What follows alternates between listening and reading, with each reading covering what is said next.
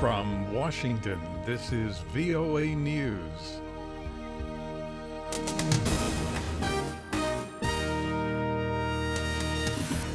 I'm David Forrest reporting. Greece has a new proposal. Greece has delivered its latest proposal for economic reforms to European finance ministers, hoping the plan will lead to a financial bailout that will avoid its departure from the eurozone. Little information is available about what the new package from Athens contains, but reports say it includes a boost in some sales taxes and cuts in spending. The Greek parliament will meet Friday to decide whether to endorse the reforms. The European Union plans to hold an emergency summit on the Greek situation Sunday.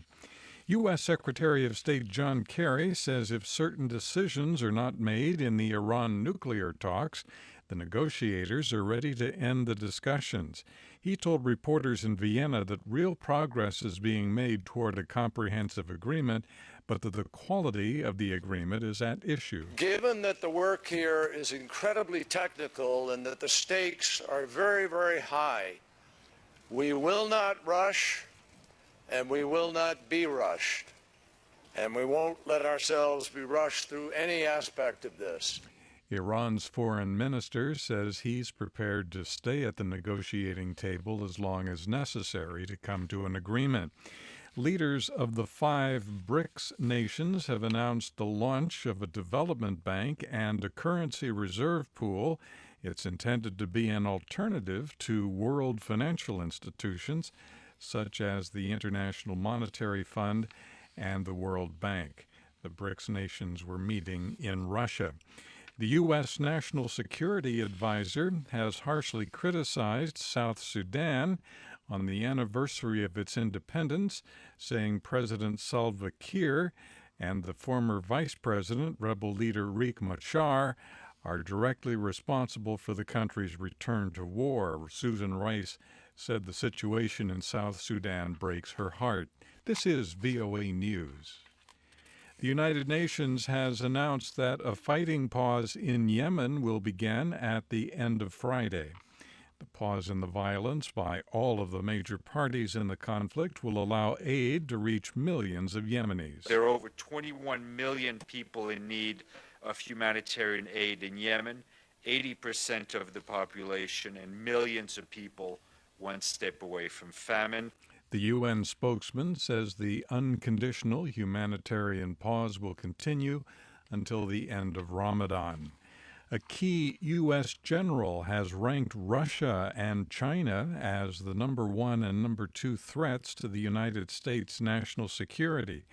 Marine General Joseph Dunford spoke Thursday during his confirmation hearings before the Senate Armed Services Committee. He's in line to be the next chairman of the Joint Chiefs of Staff. He described Russia's behavior as nothing short of alarming, and he asked and was asked if the United States should provide lethal weapons to Ukraine. From a military perspective, I think it's reasonable that we provide that support to the Ukrainians, and frankly, without that kind of support, then they're not going to be able to protect themselves against Russian aggression. Asked about China, General Dunford said he would rank that country as the second potential threat to the U.S. national security. Chinese stocks fluctuated wildly Thursday but ended with big gains after the government announced a series of new measures to calm a 3-week market slide. Thailand's government Thursday confirmed the deportation of more than 100 ethnic Uyghur people from western Xinjiang province back to China, a move condemned by rights groups and the United Nations. Ron Corbin reports. The overnight deportation of more than 100 ethnic Uyghur to China occurred at a military Air Force base after the groups were earlier transferred from several detention centers. The group comprised mostly men but included women and children. Reports Thursday said Thai authorities used force to subdue the men who resisted as they were put on board the aircraft to China. Thai Deputy Government Spokesman Werachon Sukondapatipak said the decision to deport the group followed lengthy negotiations and adhered to international processes. Ron Corbin, Bangkok, Thailand.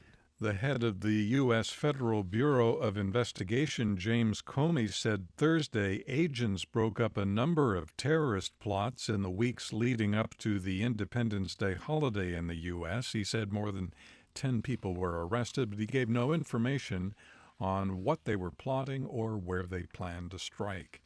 South Carolina Governor Nikki Haley has signed a bipartisan bill removing the Confederate battle flag from the grounds of the state capitol. Lawmakers in South Carolina's House of Representatives followed the state Senate when they passed the bill early Thursday after more than 13 hours of emotional debate. From the VOA News Center in Washington, I'm David Forrest. That's the latest world news from VOA.